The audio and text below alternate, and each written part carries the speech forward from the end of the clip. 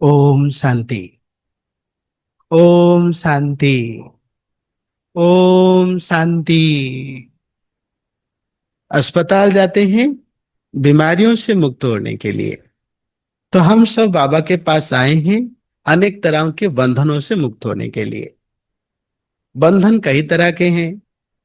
कभी जन का बंधन, तन का बंधन, धन का बंधन, और आज बाबा ने वरदान में मन के बंधन के बारे में बताया। जन का बंधन कई बार बाबा के बच्चों को होता है। कई माताएं बहनें कहती हैं, मेरा युगल जो है वो ज्ञान में आने नहीं देते। हाँ, मेरा बेटा मेरे को बाबा के ज्ञान में चढ़ने नहीं देता। ये जन का बंधन है, जो कर्मों का हिसाब किताब के रूप में आता है। तन का बंधन, कई तरह की बीमारियों के कारण हम चाहते हैं बाबा के साथ योग लगाना, चाहते हैं आत्मा को परम धाम तक ले जाना, लेकिन शरीर की बीमारी आपको अपनी ओर खींचती है। इस कारण आप ऊपर नहीं उठ पा रहे। तो ये तन का बंधन भी आपके अपने कर्मों की गाथी पर आधार है। लेकिन जो बात आज बाबा ने मन के बंधन के बारे में कहा, वो हमारी अपनी रचना, जिन कारणों से हम चाहते हुए भी ऊपर नहीं उठ पा रहे। संगम युग है, तीन शब्दों में: पढ़ाई, बढ़ाई और लड़ाई। तो हम पढ़ाई कर रहे हैं। संगम युग, ईश्वरीय विद्यार्थी जीवन की तरह अगर हम जिए, सही रूप से पढ़ाई के ऊपर ध्यान दें, तो संगम युग में हम अपनी मंजिल तक पहुंच सकते हैं।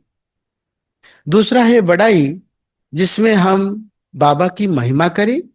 साथ में बाप ने जिस बच्चों की महिमा बाप स्वयं करता है, हम भी उनकी भी महिमा करें। वो महिमा चापलूसी भरा ना हो, आंतरिक दिल से शुभ भावना संपन्न हो। तो वो है बढ़ाई। तीसरी है लड़ाई।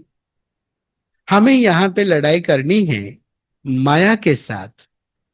हम आपस में ना करें, क्योंकि हम एक परिवार के हैं। हमें माया रावण ने बिछड़ा दिया था द्वापर युग से। हम सबको मिलाने का कार्य हमारे मीठे बाबा ने किया। तो एक परिवार जिसको भगवान बांधने के लिए आया है, सब एक सूत्र में बांध रहा है, उसको हम तोड़े ना, आपस में प्यार से रहें। और इसमें समस्या आती है एक, वो है ईर्ष्या, जो बाबा ने आज मुरली में सामने रखा। एक छोटी सी बात, एक भाई हैं, वो फौज में नौकरी करते हैं, और उनके घर में एक मोटरसाइकिल था, और पड़ोसी के घर में एक मारुति वैन थी। तो इनका हमेशा मन से चलता था, जैसे उनका परिवार बड़े गाड़ी में सभी मिलके जाते हैं, मैं भी एक बार बड़ा गाड़ी लाऊं जिससे हमारा परिवार भी जा सके। और कुछ मेहनत के बाद उन्होंने गाड़ी ले भी लिया। जब गाड़ी लिए, खुशी हुई, रिबन काटा, मिठाई बांटा, और सब आपस में बहुत सुखी से रहे। एक महीने के बाद उनका चेहरा उदास है। कारण पूछा गया, क्यों उदास हो? क्यों? पड़ोसी ने वो मारुति को बेच के इनोवा ले लिया। तो अब ये आत्मा दुखी है। अब इसका कारण आप सभी समझ रहे हैं, जो बाबा ने कहा ईर्ष्या। तो ईर्ष्या का अगर सूक्ष्म बीज के अंदर हम जाए, तो महसूस होता है हमें जो चीज प्राप्त हुई है, अगर हमें उसकी अनुभूति नहीं है, हम उसका सुख नहीं ले रहे हैं, तो दूसरों की प्राप्ति पर हम ईर्ष्या करते हैं। जो आत्माएं स्वयं की प्राप्तियों का सुख नहीं लेता, वो दूसरों की प्राप्तियों से दुख की अनुभूति करता है, वो एक तरह से ईर्ष्या बन जाता है। दूसरा सिद्धांत आप सभी ध्यान रखिएगा, जैसे हम एक बीज को मिट्टी में बोते हैं, तो बीज क्या करता है? मिट्टी से पोषक तत्वों को अपनी ओर खींचता है। एक मधुमक्खी फूल से अपना जो रस है वो अपनी ओर खींचता है।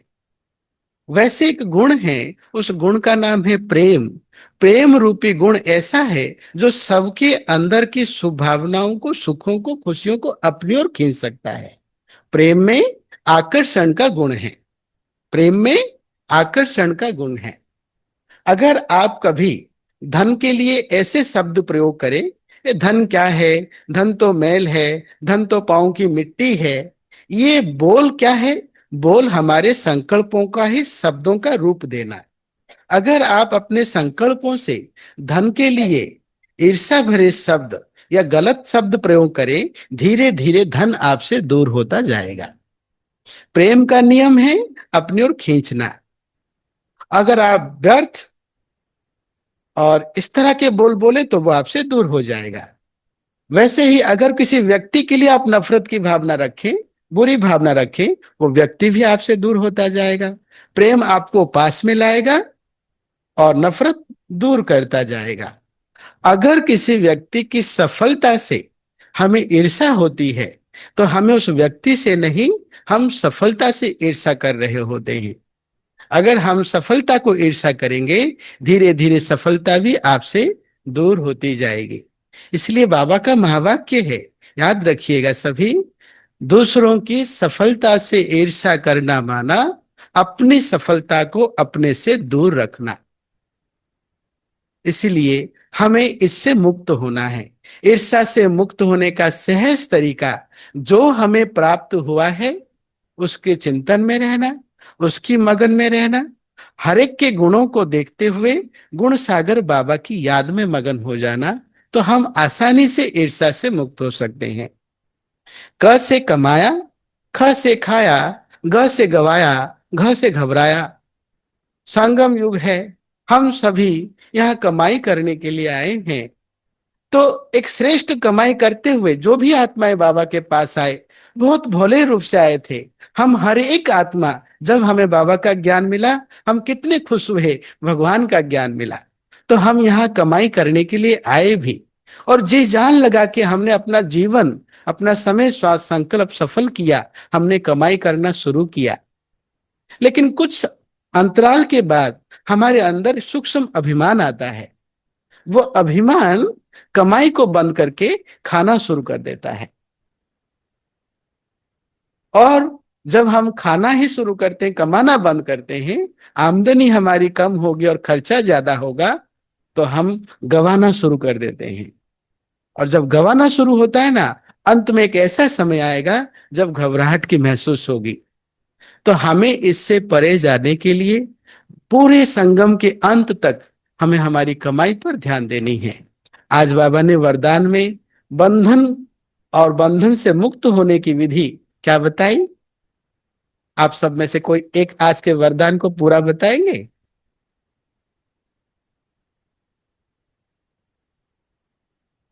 कोई एक आत्मा बताएंगे?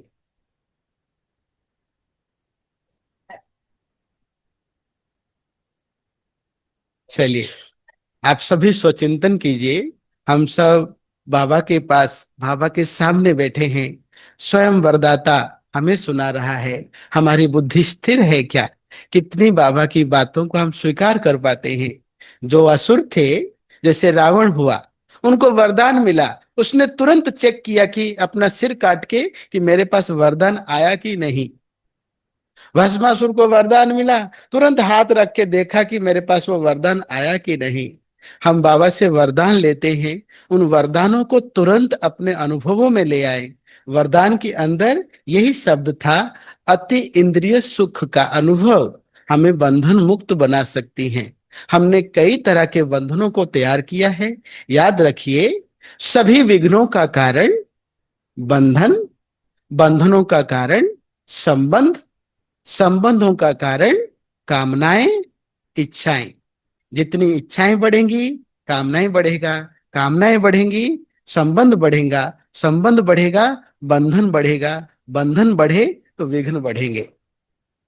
आप सभी ने ध्यान दिया होगा, आज से कुछ दिन पहले बाबा ने वरदान में कहा, हमारा सर्व संबंध बाप से, संपर्क, संपर्क होली हंसों से।